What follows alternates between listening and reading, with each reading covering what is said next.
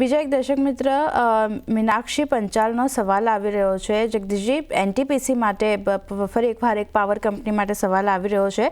382 ના ભાવે તેમણે ખરીદ્યા છે. હવે એવરેજ કરાય કે નહીં પૂછી રહ્યા છે એનટીપીસી માટે. શું વ્યૂ રહેશે અહીંયા?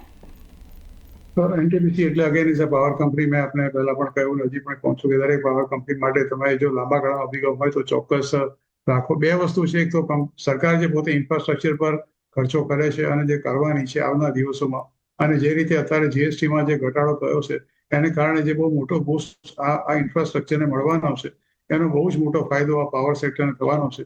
કોઈ પણ ઇન્ફ્રાસ્ટ્રક્ચર પ્રોજેક્ટ તમે લો તો એમાં 3 વસ્તુની જરૂર પડતી હોય છે.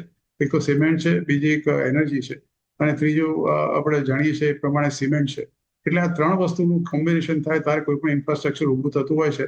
એટલે આના એનટીપીસી આપણે જાણીએ કે થર્મલ પાવર સ્ટેશન છે. રિસેન્ટલી સરકારે બીજો એક નવો પ્લાન્ટ માટે પણ આ કંપનીને અપ્રુવલ આપી દીધી છે.